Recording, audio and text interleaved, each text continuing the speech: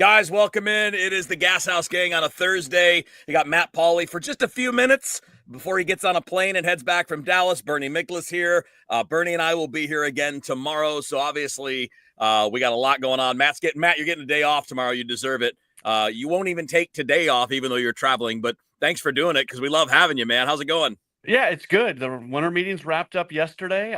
Obviously the Nolan Arenado news from earlier in the week was probably the biggest news of the week. I think there were some more things going on in the background that will probably play out here over the next week or two. But yeah, it was a week that was mostly uneventful for the Cardinals. Matt, I wanted to ask you something. You know, from the time you touched down in Dallas until getaway day today, what in your mind was the biggest thing in terms of a fundamental change of the Arenado situation? I think any last remaining hope that maybe he remains a Cardinal is gone. John Mozeliak does not say it's best for everybody if we find a landing spot for him. He has to be 99.999% sure that he's going to get a trade done. So coming in, myself included, I think some people were kind of squinting and saying, okay, what would it look like if they don't get a deal done? Well, we might as well just open our eyes now because a deal is going to get done. Yeah, that makes sense, doesn't it, Bern? I mean, it's not very often where you'll have both an agent and a front office talking about trying to get something done and it doesn't get done. And the thing of it is, you know, that John Denton, MLB.com, our friend, he put out, and I know he has a good source, he put out a list of 6 teams. I have no idea that Arenado would approve of. I have no idea what the heck the Angels are doing in there because he wants to win, right? Joel Wolf, his agent, said, well, Albert wants – geography is not important. He wants to win. He wants to go to a contender.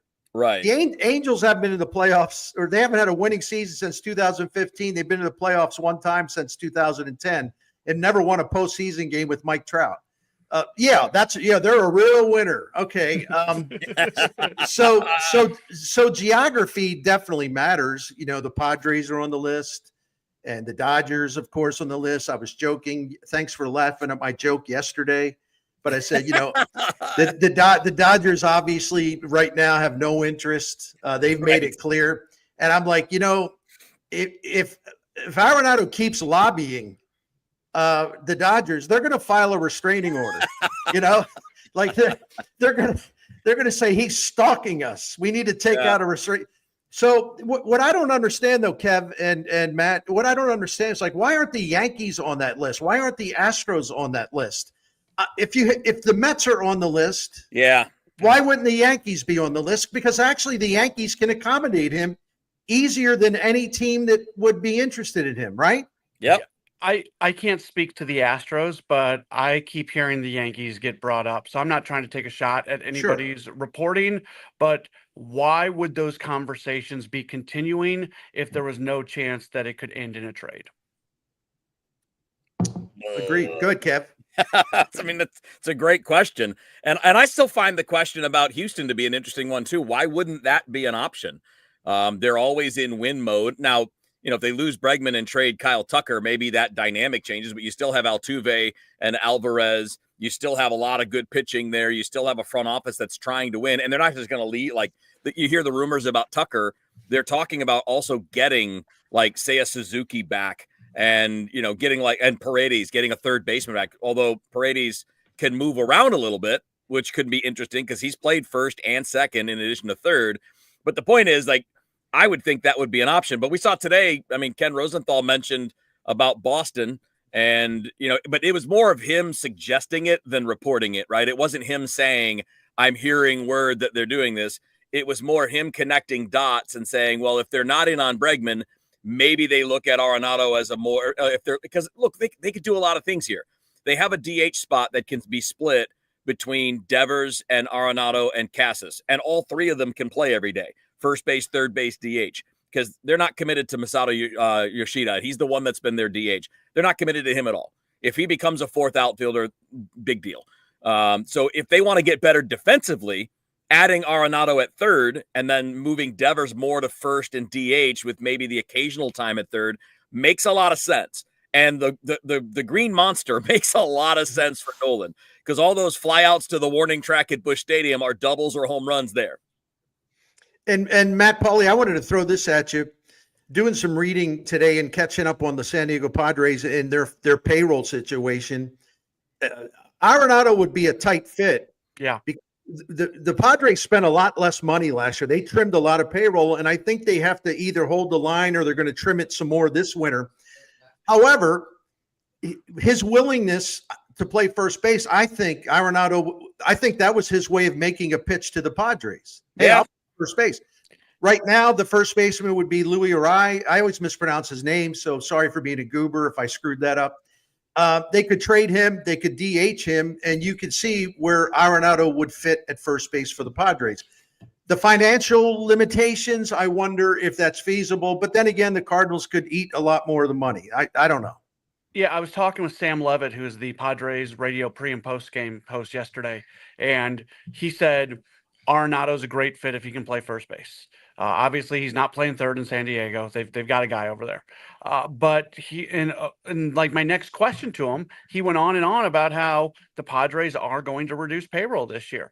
I don't think it works. I get the Cardinals want to get out from underneath of Nolan Arenado's payroll. So why in the world would they trade him to a team that's going to require them to probably take on more of that salary than another team?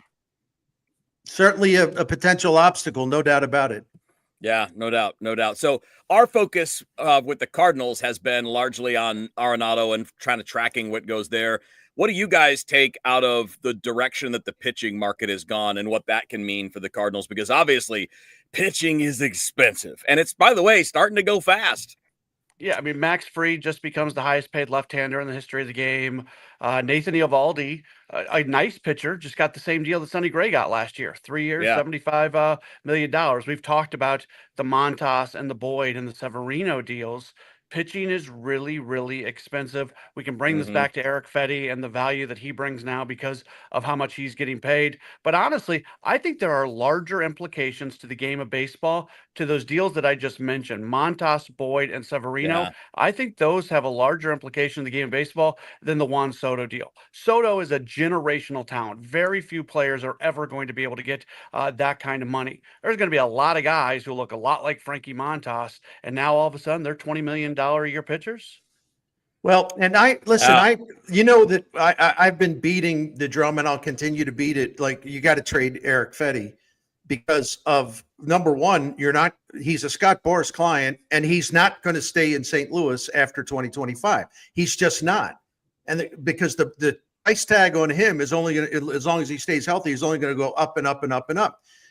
This year, as we sit here this morning, unless there was a signing I'm not aware about this morning, it's either 13 or 14 pitchers have signed free agent deals worth $821.5 million. That's 13, 14 starting pitchers. I mean, in this market, and then the feeding frenzy, then of course, and the Red Sox had to give up four of their top 14 prospects, including two guys who are really good prospects. Yeah. To get Garrett Crochet from the White Sox. So whether you're making a trade or whether you are paying the money, it is very expensive to get a starting pitcher in this marketplace. And a lot of teams are desperate for starting pitching. There has never been a better time to trade a guy like Eric Fetty. And let me just say this, since I am Mr. Big Mouth, I think it borders on I think it borders on irresponsible not to do this. I mean, they're the ones that are talking about the youth movement. This guy won't be with you past 2025. Now's the time to cash in and get more prospects, more young talent to go with your, quote, youth movement. Am I missing something? Matt, I'll give you the last word since you got to go in a minute. That's right. You get the last word on this. No, I don't think you are. And I think there's a difference between Ryan Helsley and Eric Fetty. The high leverage reliever market is filled with guys right now. So this is not a sell high moment for Helsley. So if they hold on to Helsley for a while, I'm not going to be mad at them for that, because you cannot sell low on Helsley. The starting pitching market, there are, as Bernie said, so many teams that are interested. You have to be willing to move Fetty. You move him, and then and I'm just using a hypothetical. So if you move him, So instead of winning like 82 games, you win, 77. This is a transition year. So what? And you've labeled it as such. So you have a new regime taking over after this time next year. There'll be a new regime in place, and they're going to get younger and younger. I don't get it. If you don't mind me adding one thing before I Sure. go, if they do move Eric Fetty and Steven Matz, I think there's a very good chance that they bring Kyle Gibson back as a free agent. So Yeah. if you do that, not that Gibson's not as good as Fetty, but I don't think that's a 6-7 game difference, Bernie. I don't think that takes you from 2 or 3 82, at most. 83. Yeah, I don't think that takes you down to 77. Right. Yeah. Right. No, Good point. Great point. All right, Matt, take off, buddy. Safe Thanks, travels. buddy.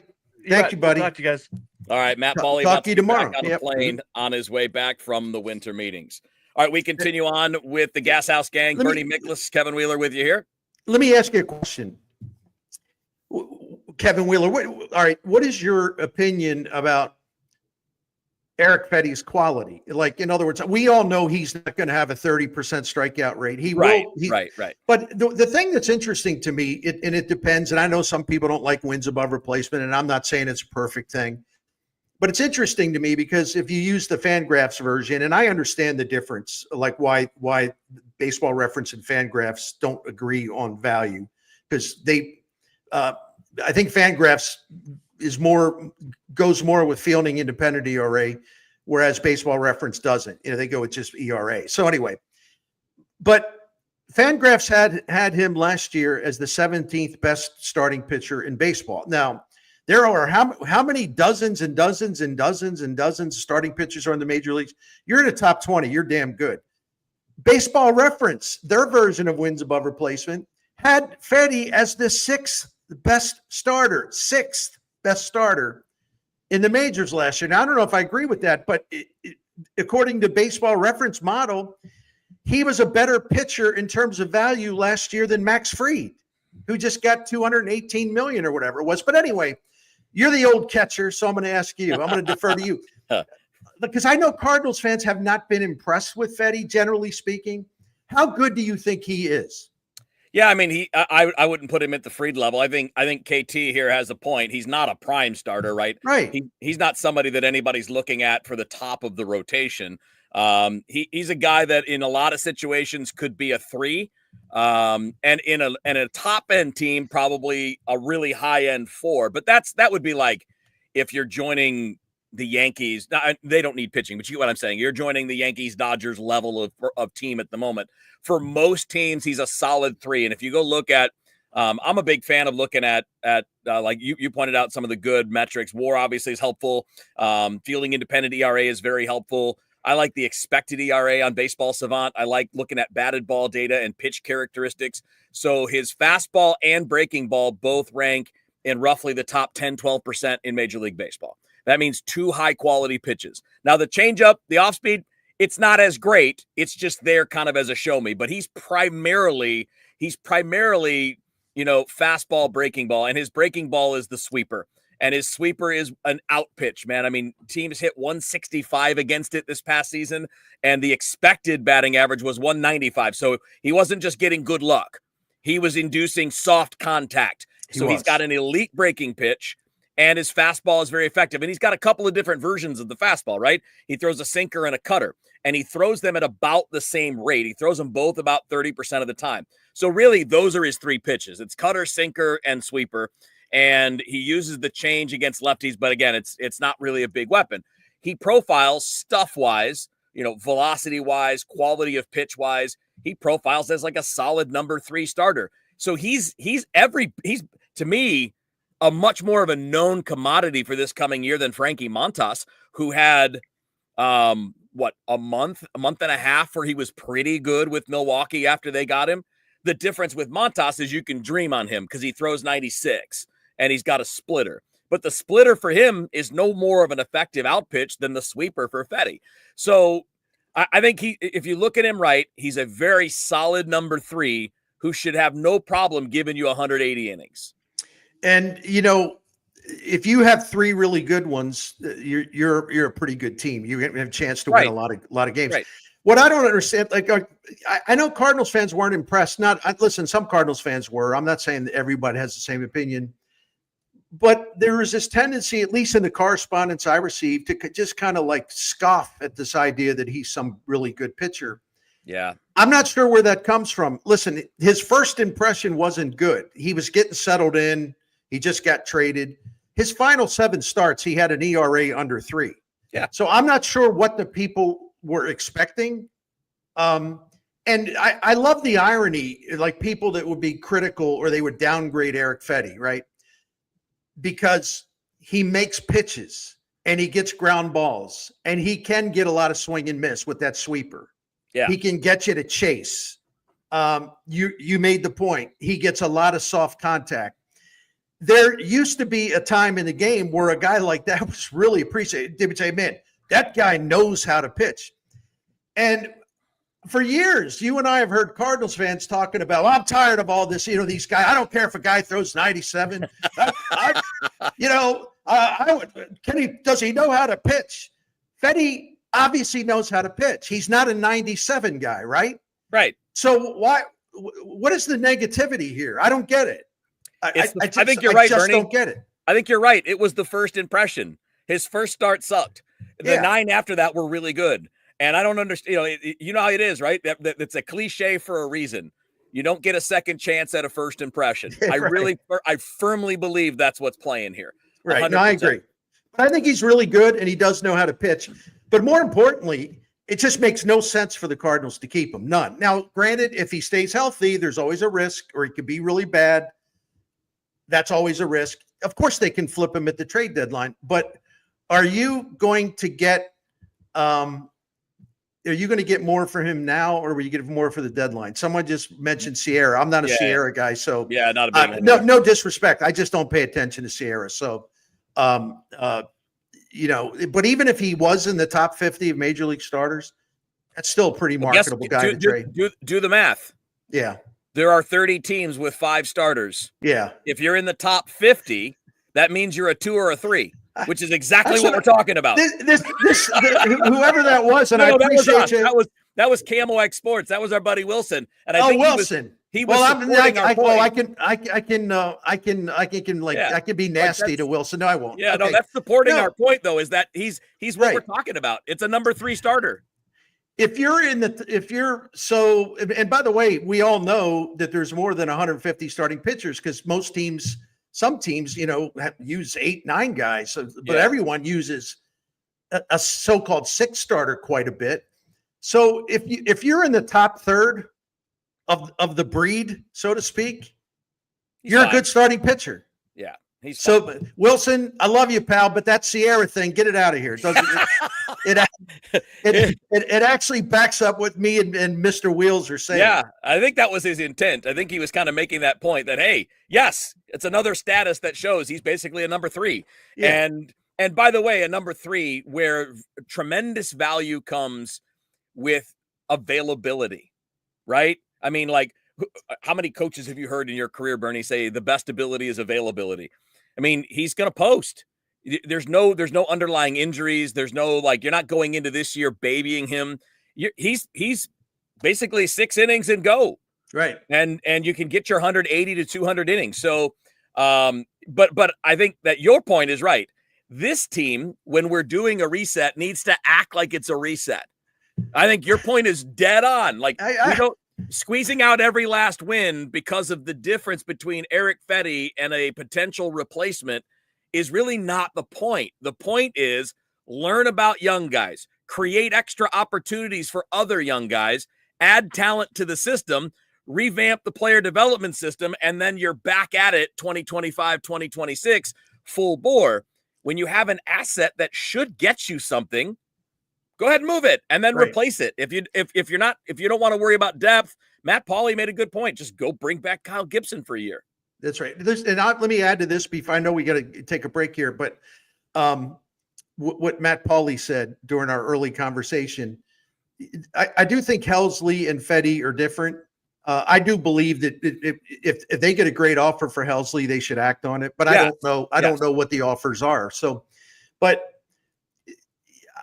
if they stay with Helsley, okay, I can understand. So I know the Cardinals are very nervous about, as they should be. They're concerned about ticket sales, revenue, TV ratings, all that stuff, right? If you keep Helsley, I think a lot of fans would say, well, I'm glad they kept him. He's really good. He was the best in the National League last year at what he does. It doesn't mean people are going to rush out and their season ticket sales are going to go up, but it gives them a little credibility in terms of the 2025 season means something. Yeah. The fans would give them, some fans, a lot of fans give him credit. Eric Fetty, no. The fans don't even like Eric Fetty. So it's not going to affect your ticket sales, right? Yeah. Yeah. So, and by the way, I don't think just saying out loud, well, we might be better than you think. That's not selling tickets either. You know what's selling tickets? Adding big players, but this is not the time they're doing that. And that's okay. It's okay. You know, like the way you'll sell tickets next year, if you're going to, is by your team going out in April and May and playing well. Then if that happens, you might get people that are like, okay, the team's good, I'll buy tickets again. But it's not, by saying things now, it's not going to change anybody's opinion. And to add to that, we've talked about this a lot. If Jordan Walker and Nolan Gorman find it, and I think the new hitting coach can only help them. He's got to bring in a whole new mindset to the job, Brant Brown. If those guys get off to a really hot start, and a guy like Newt Bar can stay in the lineup, right? And maybe you see Ivan Herrera maybe doing a lot of the catching and his bats in the lineup. So if they're starting to score a lot of runs, and if they're starting to hit with runners in scoring position, if the Cardinals create some buzz and they're winning more than what people expect and their offense comes to life, they'll sell more single game tickets. Right. To your point. Right. And it doesn't take much in the imagination to think it's possible for Walker and Gorman to rebound in a pretty significant way. I don't think it's like some crazy fantasy to say it's possible. We don't know, but it's possible. All right, Bernie, before we move on, we could change gears here in a second, but tell us a little bit more about your friends at Saliga Heating and Cooling. Always happy to do it, man. Saliga Heating and Cooling, independent American standard heating and air conditioning dealer. They have been around since 1927, serving St. Louis families. And the Saligas are a fourth generation family-owned and operated business. I love the fact that 4 generations of Saligas have been taking care of at least 4 generations of St. Louisans. I just think it's fantastic. And my thing that I like to say about them is when someone's been around doing what they do in a highly competitive field, by the way, since 1927, and they're still thriving. I mean, does that close the sale for you? It did for me. Yeah. Because you got to be really, really outstanding to still be at the top of the market and adding more clients because they believe in you. So the credibility test is great, and they pass it. Listen, they do all the work you would imagine. I'm going to say one more time, at least in this spot, think about becoming a member of the Priority Club. It's a maintenance program. The Miklas's are members. It has paid off for us. It's well worth it. You'll get peace of mind before the heat. Your heat needs to really work well in the winter. They'll check it before it really gets bad. Same in the summer with the air conditioning. And that way, you know, everything's functioning smoothly. And that American Standard equipment is there if you need some type of change. Financing options are available, subject to credit approval. Go to SaligaHeatingandCooling.com for the phone number and more details. SaligaHeatingandCooling.com. Thanks, Kev. All right, it's Gashouse Gang with Bernie Miklasz and Kevin Wheeler today. And that'll, by the way, it'll be the case tomorrow as well. Matt is off tomorrow after his travels in Dallas, so the two of us will do this again. We might have to put some of the Belichick stuff off till tomorrow, but it'll still be good for then. Yeah. But I do want to talk Blues in a minute. Sure. So I want to save a chunk for that. So let's make this one a little on the shorter side, because I want to talk about the Cardinals getting the number 5 pick in the draft. And we don't have to kick around names, although I'm going to throw a couple of examples out. Because to me, Bernie, this is such a rare opportunity, and I am so fired up because this is where you can get game changers in this part of the draft, people you can dream on. So before I do any names or give you what we're talking about, talk about from your perspective, just your view on the possibility of landing this kind of talent out of sheer luck. I mean, you had a winning season and you get the number 5 pick. That is incredibly lucky. Really positive thing, unexpected, beautiful thing for the Cardinals. And Kevin, yesterday you and I were talking in the Camo X Sports office about this. And I said, well, my friend Keith Law, the Athletic, said, see, I'm setting it up for you to repeat what you were saying yesterday, because I'm not going to be a phony and pretend I know who these players are. I don't yet. And I won't have like comprehensive knowledge of them anyway. Right. I'm a nerd. Anyway, I know. No, that's good. That's good. Keith Law said, and he's really good at this, whether people like him or not, because of course he hates your team, whoever you are. that's what that is. So because he doesn't tell you every prospect you have is like the next superstar, right? Oh, he hates my team. Anyway, I'm getting sidetracked. Keith Law said the top of the draft is really weak. I think he added a caveat. Look, things can change, but he was basically saying this is really not a good year to have one of those picks. He doesn't see somebody who's like a franchise-changing talent, and he just thinks it's weak. But he left himself an out, as he should, because a lot can change between now and the draft. You were telling me what? You were telling me no, Keith Law, time out. You were telling me there is some exciting talent at the top. Well, there is, but Keith is right in that when you look at it now compared to last year, we look at last year, there were 5 or 6 guys that were considered the big shooters, right? A year ago, you were looking at Travis Bazzana and you were looking at J.J. Weatherholt, who dropped off a little bit because of a hamstring injury. Fortunate for the Cardinals that they end up landing a guy that was in the conversation for the number 1 pick. So when you compare it to last year had talent and certainty, because you had a lot of top college bats, guys like Jack Caglianone, like guys like that. So this year has the same kind of upside at the very top to me, but it's way less proven, because what you're looking at are guys that are largely high school players. There are some college guys, but this is kind of what I wanted to get into.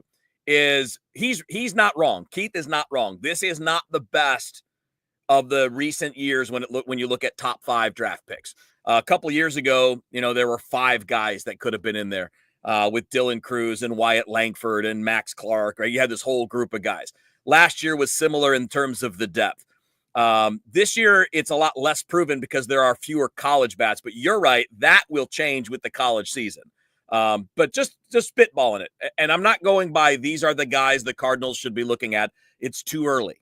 Especially the high school guys, they got to stay healthy. They got to perform in high school. They have to perform in the travel ball circuit and in the perfect game events and things like that. But characteristics is what I'm focused on, right? So you got a guy like Ethan Holiday. He will not be there at number 5. He's going to go 1 or 2 most likely. But you're talking about the son of Matt Holiday, could be the number 1 pick just a few years after his brother's the number 1 pick, but he's one of those elite all-around players who can hit, who's got power, who's an athlete. So you're looking at one of those kind of guys. You're looking at a guy like Jace Laviolette from Texas A&M, who might be this year's version of Jack Caglianone, 6'6", 230-pound athlete who hits bombs. That would be your best college bat at the moment. But again, thinking less names and more characteristics. There's a pitcher by the name of Tyler Bremner from UC Santa Barbara that throws 98 with a wipeout breaking ball. And you're getting to the point here where I'm talking, again, characteristics. There's a third baseman named Xavier Nayens, who's from Oregon, whose comp is Austin Riley. He's 6'4", 210 as a high school player, hits 500-foot home runs and throws 95 miles an hour. There's another kid. There's no use for him. Right. And again, high school guys are risky and unproven. And there's another kid who has another one. Is this the 6'8"? No, that's next. This is the guy. So this is that you got the next guy, because this is the guy that I'm so intrigued by. I don't know if he's going to go. Yeah, man. 6'8". I don't know if he's going to go top 5 or top 10 or top 15. And again, a lot of it depends on all of these things we're talking about. But again, picking in the top 5, this is the caliber of athletic talent that we're talking about. So there's a kid named Cruz Schoolcraft, which is, by the way, a really cool name, who's from Oregon. The kid Nayens is from Washington. He's from Oregon. So he's one of those guys that teams love from the north, because you don't pitch as much as you do when you're in the south. when you're playing in Florida, Georgia, Texas, California, you're playing all year round. Those guys in the Northeast or in the Northwest, they don't pitch as much. But how about these for characteristics, Bernie? A 6'8" left-hander, 230 pounds at 17 years old, throwing 97 miles an hour. And I'm going to do the infomercial, but wait, there's more. He's also a hitter. He's a power hitting first baseman on top of that. He's a two-way player. So none of these players might be of interest to the Cardinals in July. The point is not that these are players you should be taking because it's too early. But the point is those skill sets, the 5-tool guy like Ethan Holiday, the 6'6" college slugger like Laviolette, the left-handed power of that kid Nayans from Washington who throws 95 miles an hour across the diamond. Again, basically Mason Wynn, but with big power from the left side. A 6'8" high school guy who throws 97 and hits bombs. Like, those are the guys, that's the kind of talent that's there, and the Cardinals have just not had many of those opportunities. So not about specific players, just like that's what top 5 means. Top 5 means you're looking at those kinds of skill sets. Ken Gregory sent us a message here saying, well, there it is. Do the Cardinals choose a specific position player or the best available athlete at number 5? Kevin, I'm going to defer to you again, but my gut reaction to that question, which is a good one, I don't think they're going to be worrying about a position. No. They're going to, if they think there's a great pitcher or a great position player at number 5, that's who they'll take. I think they'll throw positional designation out.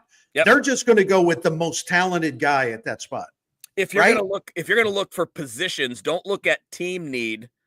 Look at at the value of the position the guy plays. So if somebody's a center fielder, he's going to have value. Middle of the diamond guys, catchers, shortstops, center fielders. Those are the guys. So if you're going to put any kind of positional value on it, it's do they play those spots? Do they play the premium spots? Third base kind of fits into that same category too. But no, you won't look at it and say, well, we have Mason Wynn, so we're not drafting a shortstop. No, if the best player there is Ethan Holiday and he's a shortstop, you take him because in 4 years, he might be a third baseman or Wynn might be on his way out in free agency or one of them might move. I mean, you just don't know. You don't draft based on that. If you're a talented guy like that, you can play anywhere, which is the point. So absolutely, it's a really good question. And in the baseball draft, more than anything, you're not drafting on positional organizational need. You got to just take the guy you think is a star. So it's kind of the easy way to go about it. All right, let's wrap up. That'll be enough for the baseball side today. Bernie Miklasz, Kevin Wheeler with you here on the Gashouse Gang. Before we dive into the Blues, Bernie, let's do a little bit more. Tell us a little more about our friends at Saliga. You know, Saliga Heating and Cooling's been taking care of us for about 16 years. So I do believe I'm qualified to talk about them, right? I'd say, helped us, yeah, they've helped us out of so many jams, whether it be, you know, one emergency, some minor things that we were worried about.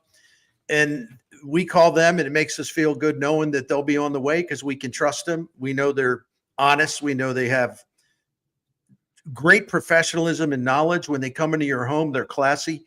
They explain things very, very well. They're patient. And in our case, they have saved us money. I mean, they could have sold us something. Oh yeah, you need a new boiler. And they're like, no. The boiler you have, you can get another 2-3 years out of it. We'll check back in a year and a half, see how it's going. But you don't need to buy a boiler right now. Just another reason why I love this independent American Standard heating and air conditioning dealer. You can trust them and count on them across the board, residential, commercial work.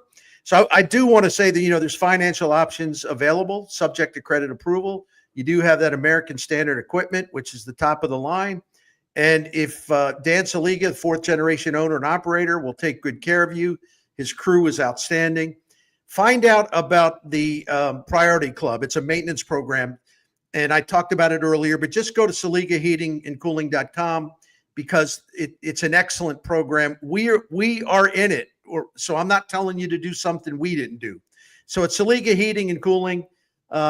For the phone number and for a list of services, because there's a lot of services they offer, some that you might not expect. SaligaHeatingandCooling.com, SaligaHeatingandCooling.com. blues.com. Financing options available, subject to credit approval. Thanks. All right, so a few minutes left here on the Gashouse Gang. Bernie Miklasz, Kevin Wheeler with you, and we'll be back doing this tomorrow. So tomorrow we'll get a little bit into Bill Belichick going to the college ranks, and we'll have more time, I think, tomorrow too, to expand on some Blues thoughts. But you wrote about them this week, Bernie, and obviously talked about them on the Bernie Show on YouTube as well.